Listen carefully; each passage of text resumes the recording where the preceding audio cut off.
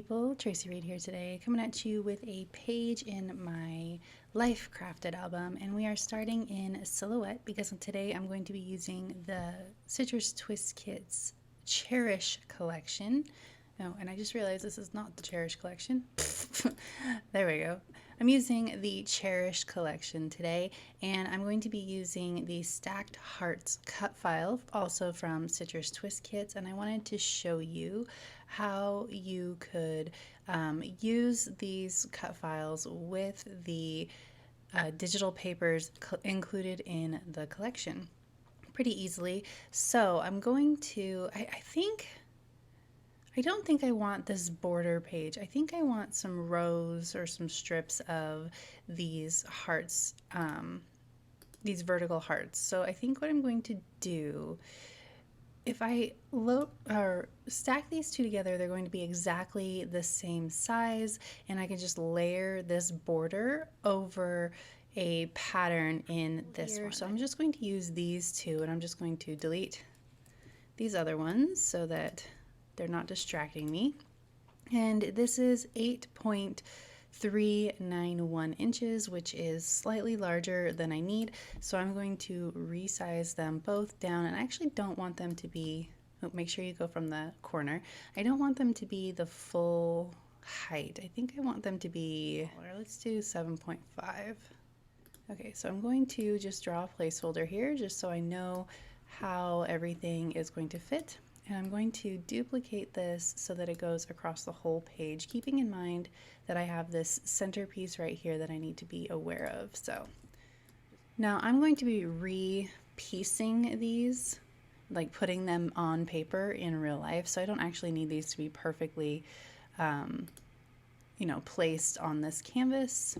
But you can see how they are going to fit on the canvas, and they're just going to create some stripes vertically down the page.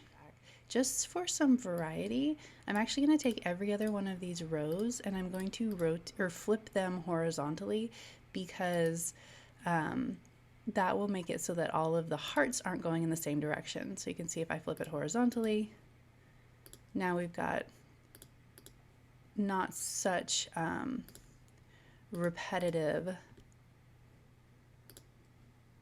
stripes.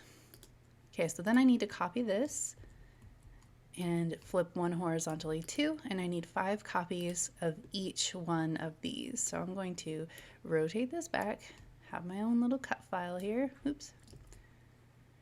And then what I'm gonna do for, goodness gracious. All right, what I'm gonna do for these cut files is I'm going to actually drop in some of the papers from the collection, and I'm going to create stripes. Now, keeping in mind that there are going to be 5 on each page, there we go, I can create like a alternating stripe. I think I saw Ashley Horton do that with this same cut file, create like alternating stripes so that every other one was the same pattern. You can do lots of different patterns, but no matter what pattern you choose, the process is the same. You just drop the pattern into the cut file, and then you're going to print and cut this cut file. The other cut file can just cut straight out of white cardstock, but this one you can print and cut. So that way you're not wasting ink, you're not wasting excess paper, you're just printing and cutting what you want. So if you want multiple patterns, you can do that here. Now, if I drop this pattern into these hearts twice, you can see on both sets of hearts, it's centered the pattern exactly. So every single stripe of hearts that I use this pattern on is going to look the same, unless I come over here to the fill panel and go to pattern. Then I can pan pattern, and I can move this pattern around so that they're not all the same. I think I want to make a rainbow because I love rainbows, you know I do. So I think I want to make a rainbow across the page with these patterns. So I'm going to do that starting with orange, because there's no real pink pattern. There's this one. I don't know if it'll read well in this though. Maybe. So we got orange, and then we've got this floral that has a lot of orange. And we've got lots of yellow. I'm just going to make a whole stripe across the page in all of these different colors. Okay, so I didn't have a pattern paper in every color. So what I'm going to do is I'm actually going to use the color fill tool and the eyedropper, and I'm going to pull colors from journal cards or from other papers, and I'm going to create a solid stripe out of the colors of the collection directly in Silhouette. So I'm just taking the patterns that have the color that I want, and I am creating colored stripes. Now I'm going to rearrange these. So I'm going to duplicate this, and I'm going to start over from the front and do every other one a color just by sampling the colors that are already on the canvas with that little eyedropper tool. Then I will go back and I will drag in more patterns, and this worked out really well. I got all of the colors in the collection covered, and it made the stripes look really pretty and bold in a way that the patterns themselves just alone were not working. So that made me super happy. I'm going to pan this pattern a little bit so that there's a little bit more green. I decided I wanted the bright bold green rather than the softer sort of tealy green, and then this was ready to set up to print and cut. Once I got everything rearranged, I had the stripes wrong, but now we go solid print, solid print, solid print all the way across. And I'm going to rotate everything, turned on my registration marks so that I can see where these all need to go. They're not going to fit in a straight line, so I have to rotate these around. But now it's ready to print and cut and send to Silhouette, which I will do here in a second. All right, so while that cut, I decided that I was going to put this on a white solid cardstock. So I got out some watercolor paper and some India ink and my splatter brush, I think it's Tim Holtz, and made some splatters around the outside edges of this paper. I let it dry, printed and cut everything, and then I wanted to show you that these got super thin, and on this white background it did not make a lot of impact to put them over the colored strips, so I decided to just ditch the outlines altogether and do the colored strips instead. So I'm starting from the outside in with these colored strips, so I work on the pink and then the green because those go on either outside edge. And then I'm going to do the middle strip so that I can evenly space things across. So I'm going to put the middle strip in the center, and then I'm going to do the two pattern strips because that way I can ensure that things are as evenly spaced as possible. Because I'm using liquid glue, which is not forgiving and will not come up easily, I wanted to make sure I got it right the first time, even though I did drop that. Shh, you didn't see that. Okay, so I'm going to do the same thing on the other side with the other pattern strips. Now this one's the opposite. The patterns are on the outside and the solids are on the inside. So I'm working backwards here, inside, outside. And then I had a couple of Silhouette mishaps where I cut this part of this heart off, so I'm just piecing it back together. You never even notice in the end that it was pieced back together. No big deal. So now I'm going to work on the middle, and then I'm going to put down the blue and the pink strips. You can see that the silhouette got off a little bit, especially on that pink strip. I'm not quite sure why, but it's really just not noticeable. It's not enough for me to recut everything. Even cutting off part of these hearts wasn't enough for me to recut everything, especially since this cut file took forever to cut out because it was so intricate with all of those little, spacers in the middle.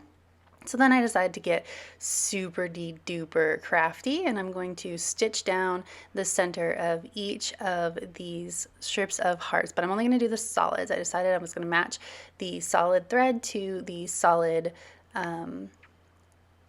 hearts, and I really adore this. Really just added so much to it, and I know that that pink on the left hand side looks like it's a little bit off, but once I actually stitched it on and put it over the pink hearts, it actually matched really well, so it wasn't so bad.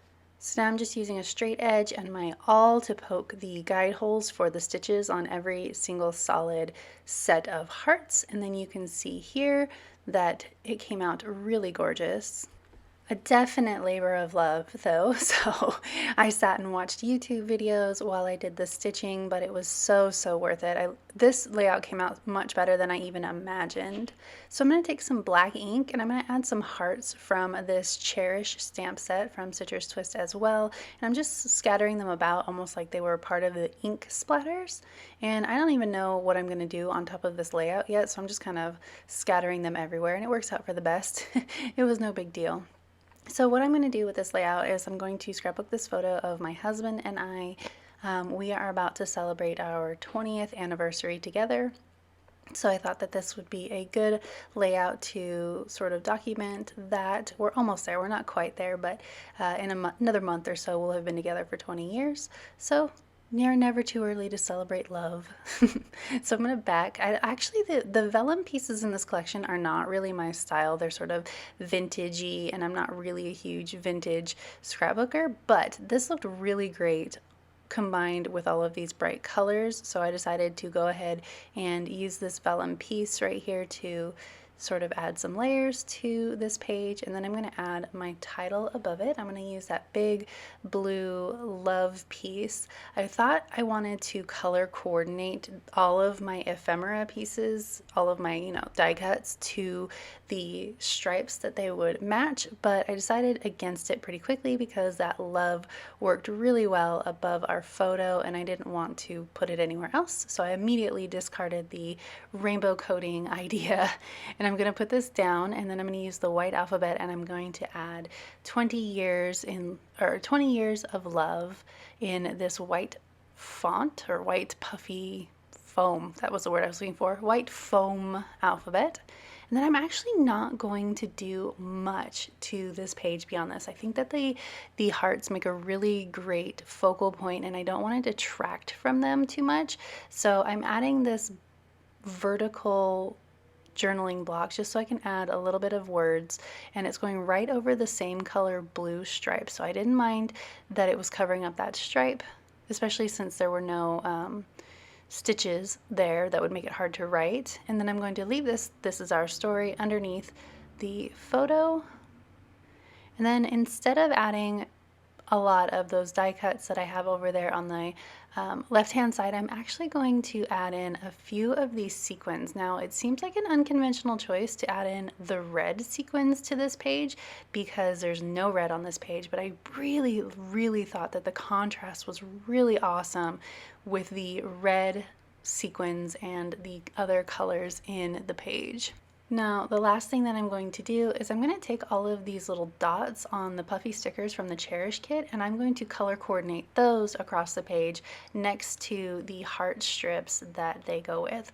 I thought that I wanted just a little bit different of a shape than all of these hearts for the confetti, and they kind of work like enamel dots. They basically are, except they're just not enamel, and they just add a little bit of flair to this page while not adding anything detracting. So that is it for this video. If you enjoyed this page, I'd love it if you give it a thumbs up. If you're new here, go ahead and subscribe. I would love to have you. If you don't already, you can follow me over on Instagram. I'm at Tracy M. Reed. I'd love to see you over there as well, and I will see you next time. Thank you.